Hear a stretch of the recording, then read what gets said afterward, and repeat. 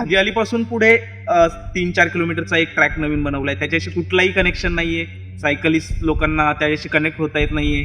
Cycle ट्रॅकवर जाण्यासाठी proper पद्धतीने कुठलाही मार्ग नाहीये. माझं सरकारला हेच सांगणं आहे की जर डेडिकेटेड सायकलिंग ट्रॅक बनवले सगळ्यांना, तर माझ्यासारखे असे अनेक सायकलिस्ट आहेत जी इच्छा असूनही करू शकत नाही सायकलिंग.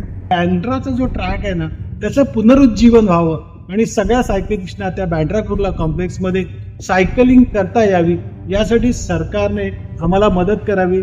इंधन बचतीच्या मुद्द्यावर आता प्रवासासाठी पर्यावरणपूरक पर्यायांचा विचार सुरू झालाय, ज्यात इलेक्ट्रिक वाहनांसोबतच शक्य तिथं सायकल वापरण्यालाही प्रोत्साहन दिले जात आहे. पण मुंबईसारख्या शहरात खरंच सायकल चालवण्यासाठीची परिस्थिती आहे का? हाच खरा प्रश्न असल्याचं सायकल स्वारांचं म्हणणं आहे.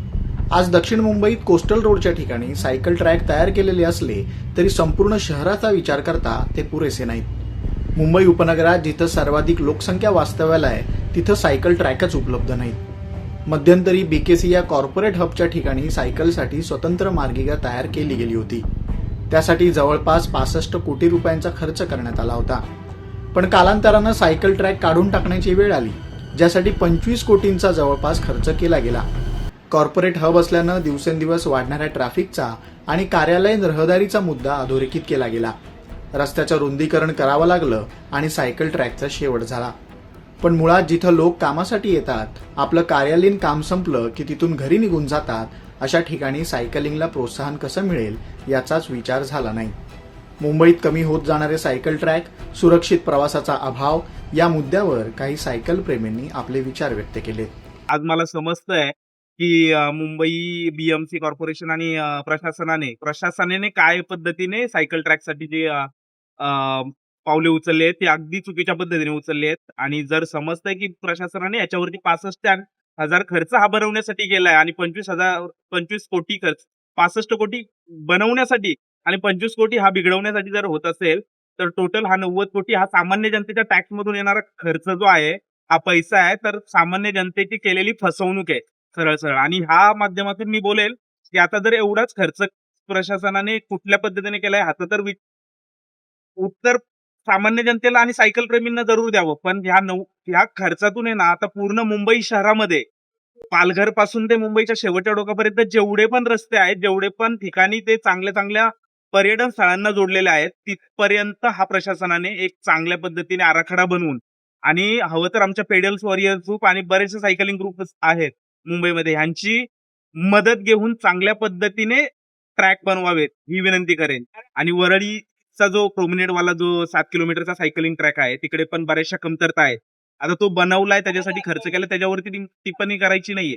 पण त्याच्यावरती ज्या कमतरता आहेत त्या भरून काढण्यासाठी आमचा पेडल वॉरियर ग्रुप नक्कीच मदत करेल. तिकडे मिरजची गरज आहे, तिकडे खूप सारे सायकलिस्ट येत आहेत, रनर्स येत आहेत, फिटनेस इन्थुझियास्ट येत आहेत बऱ्याचशा लोकांसाठी.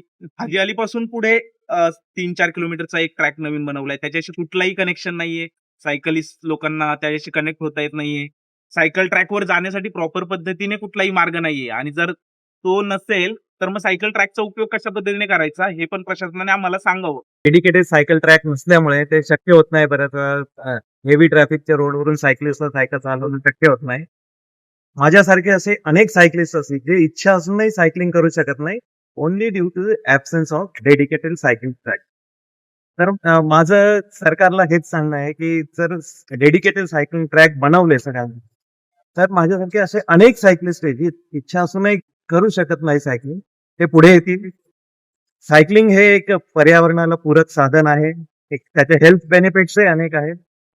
तर आपल्याकडे असे बरेच सायकलिस्ट आहेत, त्यांना सायकलिंग करण्यास पॉसिबल व्हावं यासाठी सरकारला विनंती आहे की त्यांनी डेडिकेटेड सायकलिंग ट्रॅक जास्तीत जास्त ठिकाणी बनवावे, जेणेकरून जास्तीत जास्त लोक याचा लाभ घेऊ शकतात. बँड्रा कुर्ला कॉम्प्लेक्समध्ये एक अतिशय सुंदर असा ट्रॅक बांधला होता, सायकल ट्रॅक बांधला होता आणि त्याच्यावर खूप सायकलिस्टना निर्विघ्नपणे सायकलिंग करता येत होती. पण आता काय झालंय, तो ट्रॅक नाहीसा झालाय. त्या ठिकाणी सगळ्या गाड्या पार्किंग होत आहेत आणि त्यामुळे सायकलिस्ट लोकांना खूप अडचणी निर्माण होत आहेत. तुम्हाला कल्पना आहे की वरळीला सीफेसला आता नवीन सायकल ट्रॅक झालाय आणि अतिशय सुंदर असा ट्रॅक झालाय. त्याचा रुंदीकरणाचं पण काम चालू आहे. तसंच बँड्राचा जो ट्रॅक आहे ना, त्याचं पुनरुज्जीवन व्हावं आणि सगळ्या सायकलिस्टना त्या बँड्रा कुर्ला कॉम्प्लेक्समध्ये सायकलिंग करता यावी यासाठी सरकारने आम्हाला मदत करावी. मुंबईसारख्या धावत्या शहरात जिथं आधीच वाहनांसाठी रस्ते पुरेसे पडत नाहीत, अशा ठिकाणी सायकल ट्रॅक उपलब्ध करून देणं हे खरंच आव्हानात्मक आहे, यात तर शंका नाही.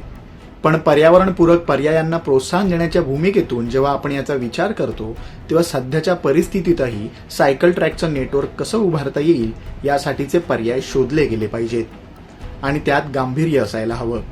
मुंबईमधील कोस्टल रोडवरील असणाऱ्या वरळी प्रोमेनाड सारखे सायकल ट्रॅक्स भविष्यात उपनगरातील कोस्टल भागातही तयार करता येऊ शकतात का? कॉर्पोरेट हबऐवजी रहिवासी ठिकाणांजवळील उद्यानांच्या भोवती सायकल ट्रॅक उभारता येऊ शकतील का? असे काही पर्याय सायकल प्रेमी सुचवतात. अर्थात पर्याय नक्कीच आहेत. कदाचित प्रशासन याहीपेक्षा जास्त चांगल्या पद्धतीनं याची अंमलबजावणी करू शकतं. फक्त इच्छाशक्ती महत्वाची. त्यामुळे आगामी काळात पर्यावरणपूरक प्रवासाला चालना देण्यासाठी आणि नागरिकांना सुरक्षित स्वतंत्र सायकलिंग सुविधा देण्यासाठी प्रशासन काय पावलं उचलतं हे पाहणं महत्वाचं असणार आहे. लोकमत मुंबईसाठी हर्षल बडेचा रिपोर्ट.